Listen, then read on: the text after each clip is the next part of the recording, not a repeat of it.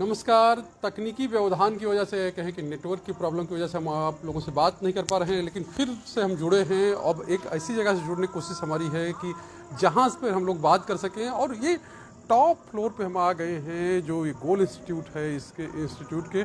और यहाँ से एक विहंगम दृश्य देखिए किस तरह का यहाँ से नज़ारा दिखता है, किस तरह से जो इसकी बिल्डिंग्स हैं, 3 बिल्डिंग्स यहाँ पर हैं। और चूँकि एक इंस्टीट्यूट अगर इस तरह से बनाया जाता है या इस तरह से उसको संवारा जाता है तो उसकी अपनी एक अलग छवि होती है, अलग पहचान होती है। और जो रिजल्ट भी कहता है, क्योंकि इस दौरान जो व्यवधान था उस दौरान हमने बात की जो यहाँ के निदेशक हैं, एमडी हैं, उनसे कि किस तरह से इसकी नींव पड़ी और क्या क्या विशेषताएं हैं इसकी, और किस तरह से इन लोगों ने काम किया, कैसे इसको आगे बढ़ाया। क्योंकि रिजल्ट की बात हम लोग सर कर रहे थे इससे पहले, लेकिन बिहार के छात्रों की बात हम आगे करेंगे। लेकिन ये बताइए, कैंपस बनाने का लोग कोचिंग चलाते हैं, कोचिंग चला लिए अपना जहाँ रहा शहर में, आपने यहाँ शहर से आके इतनी दूर इतना बड़ा कैंपस डेवलप किया, कोई सोच तो होगी। देखिए, एक तो हम ऐसे समझें अपनी चीज़ों को कि पिछले 25 वर्षों से हम इस संस्थान से जुड़े हैं। यूँ कहें तो 97 में हमने शुरुआत किया था बिहार से, और बिहार से निकलकर दिल्ली, लखनऊ, इलाहाबाद, बनारस, छत्तीसगढ़, झारखंड सभी जगहों पे हमने काम किया है। और काम करने का अनुभव है, छात्रों से जुड़ने का और उनके रिजल्ट तक पहुंचाने का अनुभव है। हमने देखा कि छात्र जो बिहार से हैं, झारखंड से हैं, यहाँ इनके पास एक जो मेरिट है, जो लेवल है, जो क्षमता है, जो इच्छा शक्ति है, ये बहुत बड़ा है। और इस इच्छा शक्ति को शेप देना होता है। जो इन्होंने सपने देखे हैं, जो इनके अभिभावकों ने सपने देखे हैं, उस सपनों को पंख लगाने की जरूरत होती है। और हम आपको बीच में रोक रहे हैं। कल ही हम पढ़ रहे थे एक जगह पे, चूंकि आपने योगा रूम दिखाया था अपना, योगा से मुझको याद आया स्वामी सत्यानंद थे, और वहाँ मुंगेर में उन्होंने पहला दुनिया का जो योग का कॉलेज खोला, पहला खोला। अब वो यूनिवर्सिटी है। उनका ये कहना था कि बिहार के लोगों में सोए हुए हनुमान जी रहते हैं, केवल उसको जगाने की, बिल्कुल उन्हें जगाने की जरूरत होती है। उन्हें उनकी शक्ति का एहसास दिलाना होता है कि आप बहुत बलशाली हैं, बहुत ताकतवर हैं, और ऐसे ऐसे बहुत सारे समुद्र आप लांघ सकते हैं, आप पार हो सकते हैं।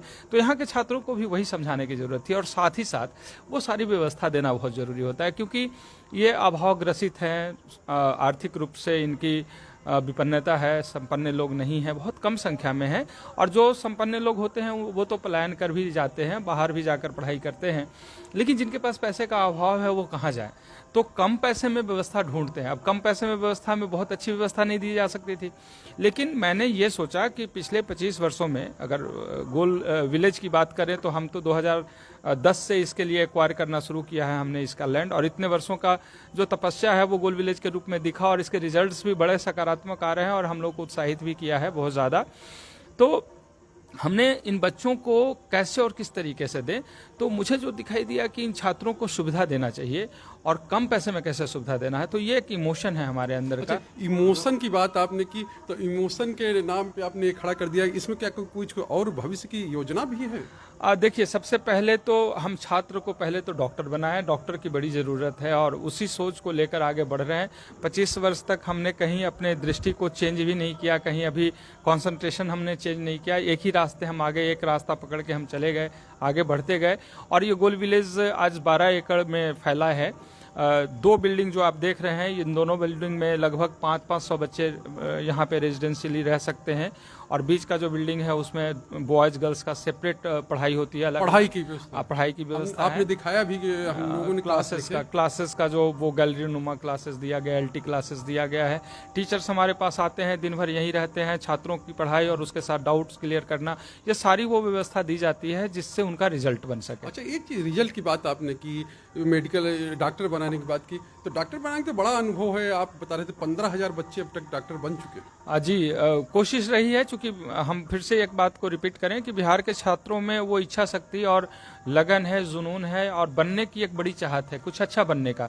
तो उस चाहत को हमने शेप देने की कोशिश किया, और उसी के परिणाम है। अच्छा, परिणाम है। जो छात्र देख रहे हैं, अभिभावक देख रहे होंगे, आपको क्या कहेंगे, उनसे कुछ कहेंगे? सबसे ज़्यादा ज़रूरी यह है कि हम अपने छात्रों में एक बहुत सकारात्मक दृष्टि से उनमें एक भाव देखें, और समझें कि इनके अंदर वो क्षमता है, वो कर सकते हैं। उन्हें थोड़ा शेप देना होता है, उन्हें थोड़े सपोर्ट करने होते हैं, मनोबल बढ़ाना होता है, सही दिशा जो देने वाले संस्थान है वैसे संस्थान से जुड़ना होता है, और टाइम टू टाइम उनका केयर करना होता है। इन सारी चीज़ों को जैसे ही आप देना शुरू करते हैं, छात्रों के पास सफलता मिलती है। और एक छात्र सफल होते हैं तो उनसे इंस्पायर्ड बहुत सारे उनके जूनियर्स, उनके आसपास के बहुत आसपास के जूनियर लोग, हाँ। सब लोग ये एक बहुत बड़ी बात आपने कही कि आसपास के लोग, जैसे यहीं पे मैं आपको बताऊं कि जितने छात्र रहते हैं, अभी हम आपको लाइब्रेरी दिखाएंगे। यहाँ पे लाइब्रेरी में एक साथ 500 बच्चों को पढ़ने का ये जो बहुत अनूठा प्रयोग हमने किया है। एक साथ 500 बच्चे बैठकर, सबका अपना अपना केबिन है, सबका लाइट, सबका चेयर अलग है और सब एक साथ बैठ कर पढ़ सकते हैं। तो एक स्टूडेंट पढ़ाई कर रहे हैं, दूसरे स्टूडेंट उसे देख कर पढ़ाई करते हैं। कोई 2 बजे रात तक, कोई 12 बजे रात तक, कोई 1 बजे, कोई 3 बजे रात तक ऐसे मेहनत करते हैं। तभी हॉस्टल से अलग स्टडी की बिल्कुल अलग व्यवस्था की है आपने। हमने कोशिश किया सब चीज़ अलग होना चाहिए। जैसे उनके खाने की व्यवस्था तो अच्छी होनी चाहिए। तो यहाँ पे आप अगर खेत देख रहे होंगे तो ऑर्गेनिक खेत है जो रजिस्टर्ड है और उस सर्टिफाइड है। तो उस सर्टिफाइड से ऑर्गेनिक सब्जियां यहाँ पे आनी है, बच्चों को मिलना है। योगा हॉल भी है, ये बहुत बड़ी बात है। गाय है यहाँ पे, तो गाय जो ऑर्गेनिक वो चारा जो खाती है वही दूध बच्चों को मिलता है। शायद बहुत लोगों को ये नहीं उपलब्ध है, लेकिन यहाँ के बच्चों को वो मिलता है। साथ ही साथ योगा हॉल इसलिए बनाया गया क्योंकि उसका फिटनेस ठीक रहे, क्लासेस इस लेवल पे दिया गया है। लाइब्रेरी इसलिए वैसा बनाया गया है क्योंकि वहाँ कंपटीशन और कॉम्पिटिटिव इन्वायरमेंट, बहुत पॉजिटिव माइंडसेट से बच्चे वहाँ पढ़ाई करें। तो ये मतलब इसका उदाहरण ये कह सकते हैं, जो रिजल्ट की बात कर रहे थे जो हाल में ही आया है, कि देश में 16 लाख बच्चे मतलब इस परीक्षा में बैठे, जिसमें 15,000 का एक वो होता है, और आपके यहाँ से 7,000 बच्चे थे आपके कैंपस में या आपसे जुड़े हुए, और उसमें 500 आ गए। निश्चित रूप से अगर अच्छा मार्गदर्शन आप देते हैं अपने छात्रों को, सही पढ़ाई सही समय पे वो सारी व्यवस्थाएं आप छात्रों को मुहैया कराते हैं, तो निश्चित रूप से उसके रिजल्ट्स बहुत सकारात्मक आते हैं। जो आया है, मैं आपको बताऊं, इस रिजल्ट के पीछे एक सबसे बड़ा कारण था कि इस पैंडेमिक में भी हम लोगों ने 150+ टेस्ट और ऑफलाइन टेस्ट लिए हैं। और टेस्ट लेने के बाद उन बच्चों में अपनी कमियां दिखती है, उस कमी को सुधारने का मौका उनके पास, हमारे पास भी होता है। और हर बार टेस्ट में सुधारते सुधारते एक स्थिति ऐसी आती है कि जो सफलता तक उन्हें पहुंचाता है। तो टेस्ट एक ऐसी व्यवस्था है जिसमें सेल्फ स्टडी को प्रमोट किया जाता है, और इसी सेल्फ स्टडी को यहाँ पे कराने की सारी व्यवस्था रखी गई है।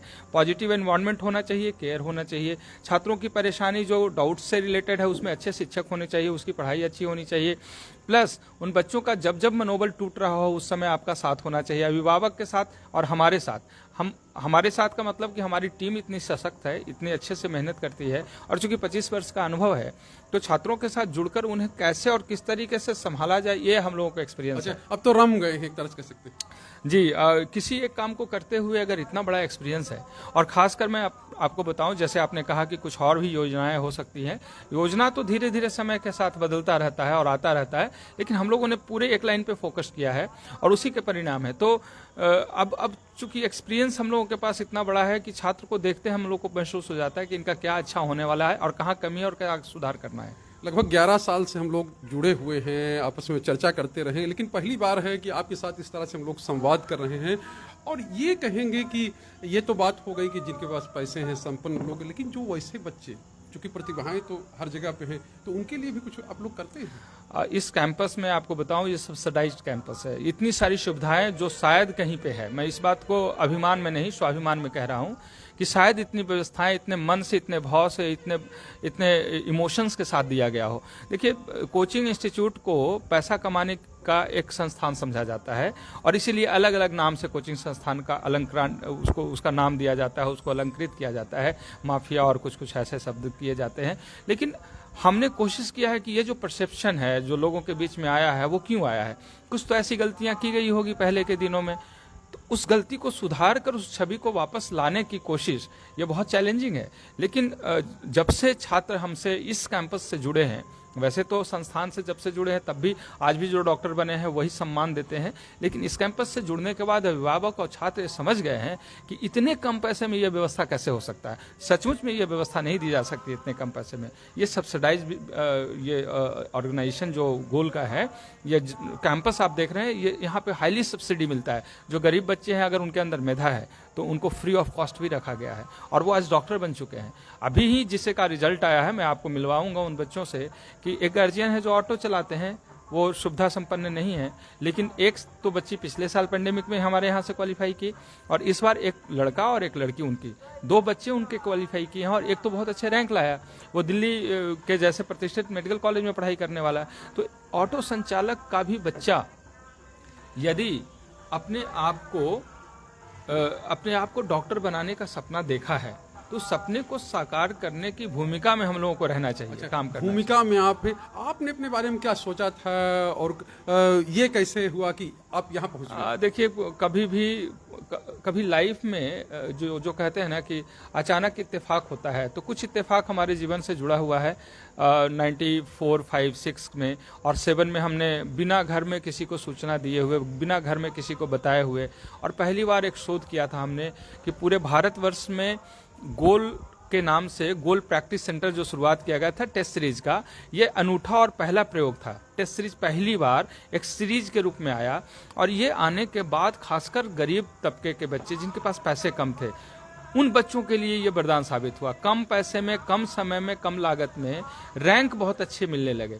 और पहले ही साल 97 में शुरू हुआ था, 98 में ही हमारे पास बच्चों का संख्या बहुत अच्छा था। रिजल्ट 27 स्टूडेंट्स ने ऑल इंडिया मेडिकल क्वालिफाई किया था, जब सीट वहाँ पे 1400 के आसपास हुआ करता था तब की बात। तब तो नीट नाम भी नहीं था, तब तो अलग। नहीं, ऑल इंडिया वो पीएमटी, बहुत सारे इसके नाम बदले हैं। सीबीएसई पीएमटी नाम बदला, all India pre medical test नाम हुआ, बहुत सारे अलग अलग नाम से जाने गए। अभी नीट तो 2011 में आया, कंट्रोवर्सी हुआ, फिर 16 में उसके फिर से उसे लाया गया, तो अलग अलग नाम से, बट है वो medical entrance test. Medical entrance है, चलिए मेडिकल एंट्रेंस है। लेकिन एक चीज मैंने आपकी ओर देखी, आप प्रतिभाओं को खोजते हैं, पूरा बिहार का दौरा करते हैं। कई राज्यों में, मैं बिहार, झारखंड, छत्तीसगढ़, वेस्ट बंगाल और उड़ीसा जैसे राज्यों से गोल्ड टैलेंट सर्च एग्जामिनेशन करवाया जाता है। आज देखिए, उस बच्चे का 705 मार्क्स आया है इस बार, जिन्होंने गोल्ड टैलेंट सर्च एग्जामिनेशन देकर 3 बार लगातार विनर रहा। हमारे यहाँ लैपटॉप टाइप से वो बड़े प्राइजेस जीते हैं।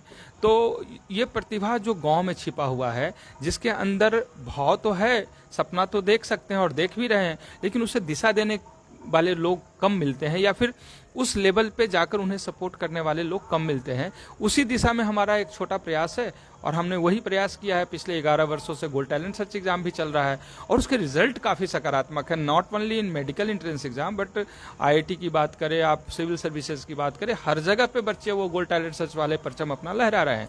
तो देखिए, कोई भी काम यदि ईमानदारी से और बहुत जवाबदेही के साथ किया जाए, तो उसके परिणाम कुछ ऐसे आते हैं कि 8x8 के कमरे से गोल की शुरुआत हुई।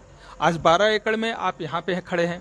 इसके अलावा झारखंड में है, जो वहाँ भी गोल विलेज की कल्पना की गई थी, अभी पैंडेमिक में रुक गया, वरना वहाँ भी शुरू हो गया होता। दूसरे स्टेट में भी गोल विलेज को स्थापित करने की बात हम लोगों ने सोची है, और ये हमारा मिशन है कि हम ज़्यादा से ज़्यादा, जो सबसे ज़्यादा ज़रूरत है, जिस प्रोफेशन में डॉक्टर की ज़रूरत है, ऐसे ज़्यादा से ज़्यादा डॉक्टर बनाने में हम अपनी भूमिका सुनिश्चित कर सकें।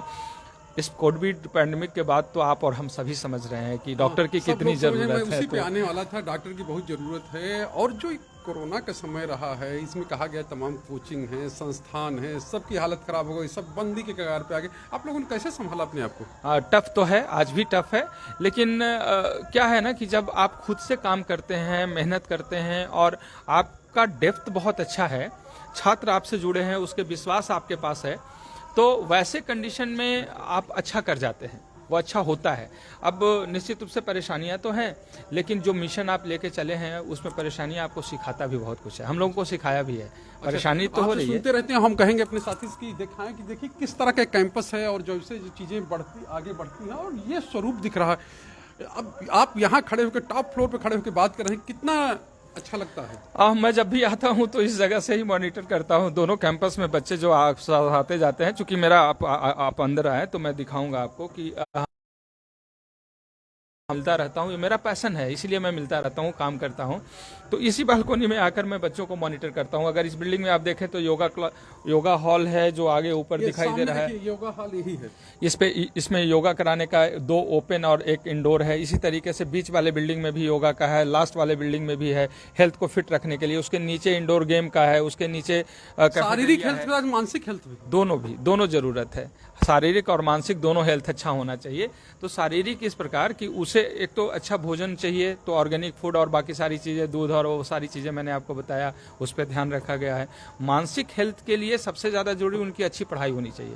जब छात्र अच्छे से पढ़ते हैं, जब उनके परसेंटेज अच्छे आते हैं, तो मानसिक रूप से वो बहुत सशक्त हो जाते हैं, और कह सकते हैं कि आप कॉन्फिडेंस में रहते हैं छात्र, और उस कॉन्फिडेंस के कारण ही रिजल्ट निकलता है। तो हम लोगों ने जो ट्रेनिंग दिया है यहाँ पे बच्चों को, ये पूरा ट्रेनिंग सेंटर है, जो आप समझ सकते हैं, सिर्फ पढ़ाई नहीं होती है, है। हर लेवल पे ट्रेनिंग दिया जाता है ताकि वो छात्रों के अंदर मानसिक स्थिति से वो मजबूत हो, शारीरिक स्थिति से भी मजबूत हो और वो ज्ञान के लेवल पे भी परफेक्ट हो जाए, ताकि वो 3 घंटे में अपना पूरा परफेक्शन के साथ वो डिलीवर करके आए। तो योगा हॉल से लेकर खाने की अच्छी डाइनिंग से लेकर हाइजीनिक सारी व्यवस्था से लेकर उनको खेलने का, स्पोर्ट्स के लिए भी जो यहाँ पे इंडोर भी है आउटडोर भी दिया गया है। लेकिन चूंकि टाइम बच्चों के पास कम होता है इसलिए वो बड़ा सीमित मिलता है उन लोगों को, क्योंकि मेरे पास जो बच्चे आते हैं 10th करने के बाद तो 2 वर्षों में 11th 12th पढ़ाना, बोर्ड के लिए पढ़ाना और बोर्ड के साथ साथ कंपटीशन की तैयारी कराना, ये सब कुछ कराना थोड़ा सा टफ हो जाता है क्योंकि समय हमें कम मिलता है। लेकिन उतने ही टाइम में हम एक कोशिश हमने किया है कि एक छात्र को ओवरऑल डेवलपमेंट जितना हो सकता है, ऑलराउंडर जितना बना सकते हैं हम 2 सालों में करके दें। पर्सनालिटी डेवलपमेंट, पर्सनालिटी डेवलपमेंट भी होना चाहिए, एक अच्छे डॉक्टर तो बने, अच्छे इंसान भी बने। अच्छा, तो डॉक्टर की बात कर रहे हैं, 15,000 डॉक्टर आपने बना दिए, आप तो जहाँ जाते होंगे वहीं सब मिलते होंगे आपके सब। हमने तो देखा है और मैं तो उसका गवाह भी हूँ कि 2011 में हमारी तबीयत खराब हुई थी तो दिल्ली में कई हॉस्पिटल में हमें भटकना पड़ा, लेकिन जहाँ जिस हॉस्पिटल में गया, चाहे वो पोलो की बात करें, मेदांता की बात करें, एम्स की बात करें या फिर ILBS में जो फाइनली सरी साहब ने हमें ट्रीटमेंट दिया था, वो भी जहाँ भी गए हमारे स्टूडेंट्स उनके पास थे। ILBS में जैसे सनी साहब के साथ एक चंदन जो अपने यहाँ के स्टूडेंट थे, और फाइनली एम्स में जो हमारा डायग्नोज हुआ और ट्रीटमेंट हमारा शुरुआत हुआ, वहाँ गोल संस्थान से ही पढ़े छात्र थे जो वहाँ DM कर रहे थे, उन्हीं से मैं ठीक हुआ। और नॉट ओनली अपने छात्रों से इलाज कराना या जिनको आपने यहाँ मार्गदर्शन दिया है, कैसा आपको लगता? तो मुझे जब वो डायग्नोज कर रहे थे और जिस तरीके का वो हमें सम्मान दे रहे थे, एक डॉक्टर के द्वारा सम्मान पाकर और उसके साथ ट्रीटमेंट में भाग लेकर, तो मुझे लगा कि आधी बीमारी तो वहीं से समाप्त हो गई। और नॉट ओनली इन बिहार और दिल्ली की बात मैं कर रहा हूँ, US भी मैं गया था तो वहाँ पे भी बड़े संख्या में हमारे यहाँ के छात्र हैं जो वहाँ पर जाकर अपनी सेवा दे रहे हैं। तो पूरे इंडिया में और इंडिया से बाहर अब्रॉड में भी समाज और मानवता की सेवा दे रहे हैं। और साधारण परिवार, साधारण गांव के निकले हुए छात्र जब वहाँ पहुँचते हैं तब गर्व की बात होती है। तब गर्व की बात होती है। देखिए, गर्व की बात आपने की। एक चीज़ और इसमें एक ये कहेंगे कि किस तरह की चीज़ें जो डॉक्टर्स हैं, डॉक्टर जो बनते हैं, और ये कहा जाता है धरती के भगवान हैं, लेकिन जो हम लोग जिस परिस्थिति में, जिस वातावरण में अभी जी रहे हैं या काम कर रहे हैं, उसमें ये कहा गया सब प्रोफेशन हो गया है। हाँ, प्रोफेशन तो निश्चित रूप से इसको नकारा नहीं जा सकता है। प्रोफेशन तो उस लेवल पे लोग समझते भी हैं और हो भी गया है, क्योंकि लोग ये इस तरीके से अपने जीवन को और दिनचर्या को सेट किया है, पैसा उनके लिए बहुत इंपॉर्टेंट पार्ट हो गया। लेकिन तो मूल्यों की कुछ पढ़ाई करवाते हैं आप लोग? लेकिन शिक्षक जो भी है ना, वास्तविक अगर वो शिक्षक हैं और शिक्षक की भावनाएं उनके अंदर है, शिक्षक का जो इथिक्स और मोरल की बात करते हैं, अगर शिक्षक हैं वो सचमुच में, तो उनके लिए अपने छात्र ही प्रायोरिटी होता है, छात्रों की अच्छी शिक्षा। और ये आज की बात नहीं है, हमारे भारतीय संस्कृति में अगर पहले बहुत पहले से देखा जाए तो गुरु द्रोण हो या गुरु वशिष्ठ हो या गुरु जो भी हो, और गुरुकुल में पढ़ाने की जो परंपरा रही है, ये सब कुछ को अगर एक साथ जोड़कर देखें तो हर शिक्षक ने जो त्याग तपस्या किया अपने छात्रों के लिए किया है। हम तो उसकी बात बिल्कुल नहीं कर सकते कि वैसा हम बन सकते हैं, उसके एक कण मात्र भी हम लोग नहीं हैं। बट हमारी जो गुरुकुल की परंपरा थी, जो कहीं ना कहीं से बहुत कॉन्स्पिरेसी के साथ लॉर्ड मैकेले के आने के बाद वो समाप्त किया गया, उन चीज़ों को पुनः स्थापित करने के लिए हमारे जैसे बहुत सारे लोग हैं जो प्रयास कर रहे हैं। हमारी भी एक छोटी शुरुआत है गुरुकुल परंपरा को शुरू करने की। ये गुरुकुल ही है और मॉडर्न गुरुकुल है। यहाँ पे बच्चों को पढ़ना, खाना और सोना, इसके अलावा और कोई काम नहीं। मैं बताऊं कि जिस कैंपस में है, जिस टेक्निकल प्रॉब्लम से आप जूझ रहे हैं, यहाँ पे छात्रों को मोबाइल नहीं दिया जाता है। नेटवर्क यहाँ जानबूझकर कमजोर रखा गया है ताकि वो बच्चे का डिस्ट्रक्शन नहीं हो सके। डिस्ट्रक्शन को रोकना, बच्चों को पढ़ाई पे कंसंट्रेट करना, उनको किस तरीके से मोटिवेट कर वो बचा हुआ जो 6-8 महीना या साल 2 साल का जो मिलता है अलग अलग कोर्स के साथ, उस समय पे ही, उस लिमिट टाइम में मेडिकल कॉलेज तक पहुंचाना, ये अपने आप में बहुत टफ टास्क होता है। और उस बीच में वो सारी व्यवस्था देना है जो गुरुकुल की परंपराओं को जोड़ कर रखा गया। वो मोटिवेशन भी छात्रों में दी जाती है, बताया भी जाता है कि आप यहाँ पे हो और क्या करना है। तो टाइम टू टाइम ये सारी चीज़ें जब पॉजिटिव माइंडसेट से किया जाता है ना, तो उसके अच्छे रिजल्ट्स परिणाम आते हैं। एक आखिरी सवाल जो बहुत दर्शक देख रहे हैं, और ये कहेंगे कि क्या कहना चाहेंगे जो लोग तैयारी करना चाह रहे हैं, अभिभावकों को, छात्रों को भी? जो छात्र हैं उनकी एक बड़ी जवाबदेही है, और सिर्फ छात्र की नहीं, छात्र की जवाबदेही, अभिभावक की जवाबदेही और हम संस्थान की जवाबदेही, तीनों जवाबदेही समझनी होगी। पहले तो छात्र को यह समझना होगा कि जिस माता पिता ने बड़ी मेहनत से और बड़े बड़े भाव से आपके लिए सपना देखा है कि आपको डॉक्टर, इंजीनियर, आईएएस, आईपीएस जो कुछ भी बनाना चाहते हैं, आप अपनी क्षमता को देखें, परखें, समझें, और गार्जियन को भी उसके क्षमता को समझना चाहिए, अभिभावक को समझना चाहिए। और उस बच्चे में जब जवाबदेही का बोध आ जाए और उसे लगे कि हमारे माता पिता के लिए मुझे और अपने समाज के लिए, अपने राष्ट्र के लिए कुछ करना है, तो जब दायित्व का बोध होता है, जब रिस्पॉन्सिबिलिटी का बोध होता है इंसान में और ईमानदारी से वो काम करता है, तो वो सफलता प्राप्त करता है। तो एक तो जवाबदेह होना होगा सभी छात्रों को। दूसरा जवाबदेही अभिभावकों को लेना होगा कि जब कभी भी अपने बच्चों को अपने से दूर भेजते हैं, किसी संस्थान में, किसी शहर में पढ़ने को भेजते हैं, उन पर निगाह बनाकर रखें। खासकर जो 15 साल से 20 साल का उम्र है, जो भटकने का सबसे बड़ा पार्ट बन जाता है, और ये हाईली एनर्जेटिक टाइम होता है, वो एज होता है बच्चों का। आप कुछ लोग करते, आप लोग कुछ करते हैं इसके लिए? नहीं, हाँ, तो वो मैं अपने पे आ रहा हूँ। तो ये दो चीज़ें, अभिभावक का रिस्पॉन्सिबिलिटी और बच्चों की रिस्पॉन्सिबिलिटी। इसके बाद संस्थान की एक बहुत बड़ी रिस्पॉन्सिबिलिटी है।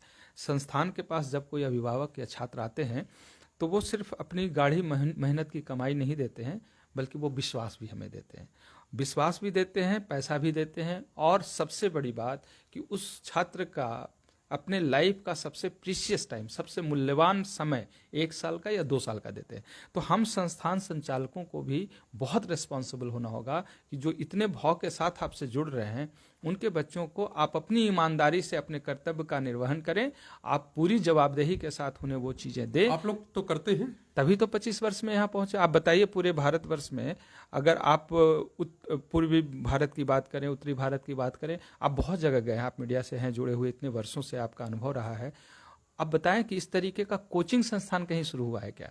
मैंने तो नहीं, यूनिवर्सिटी होता है। नहीं, तो यही वजह है कि हम लोग आज बात कर रहे हैं, हम लोग आज आपसे। यूनिवर्सिटी होता है, स्कूल्स बनाए जाते हैं बड़े बड़े, वहाँ पे सरकारी ऐड मिलता है। यहाँ सरकारी ऐड नहीं मिलता है। 18% का जीएसटी देते हैं सरकार को हम लोग, और उसके बाद भी आप सोच सकते हैं कि इस कोविड में कोई सपोर्ट नहीं। 18% का जीएसटी तब भी दे रहे थे, कोविड में भी दे रहे थे, और आज भी दे रहे हैं।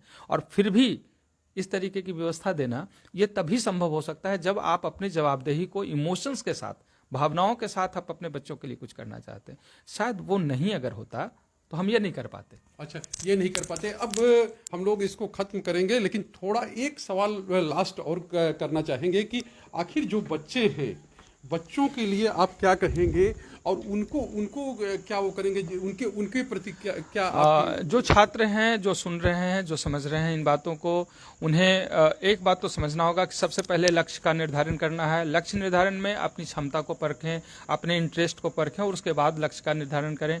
और लक्ष्य निर्धारित आपका एक बार हो जाए तो उसके प्रति पूर्ण समर्पण भाव से सही दिशा में, सही रास्ते में आप आगे बढ़ने की कोशिश करें।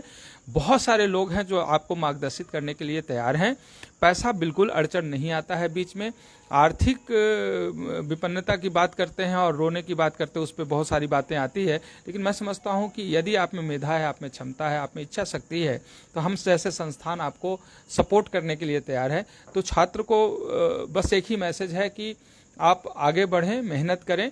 और जिन छात्रों ने इस बार एग्ज़ाम दिया और किसी कारणवश उनका सिलेक्शन नहीं हुआ है, उन छात्रों को एक बार ज़रूर बताना चाहेंगे कि हिम्मत न खोएं, और हिम्मत रखते हुए आप आगे का जो रणनीति है उसे बनाकर बचे हुए समय का सही इस्तेमाल करें, सही दिशा में आप आगे बढ़ें, सही मार्गदर्शक का तलाश करें, और निश्चित रूप से आप भी सफल होंगे। सफलता बहुत आसान है, मैं कहूँ तो बहुत आसान है, लेकिन उसे आसान बनाने का तरीका उन बच्चों तक पहुँचना चाहिए जो 25 वर्षों में हमने सीखा है, वही मैं पहुँचा रहा हूँ। तो साफ तौर पर है, तरीका होना चाहिए और लोगों तक पहुंचना चाहिए, यही एक वाक्य है। और ये जो हम संस्थान मैंने आपको दिखाया और जिस तरह की बात की, चूंकि हम यहाँ आए थे और यहाँ पे जब मैंने ये चीज़ें देखी, ये संयोग ही था मेरा आना, और इसीलिए मेरी इच्छा हुई कि हम बात करें, विपिन जी से बात करें, उनके संस्थान को आपको दिखाएं।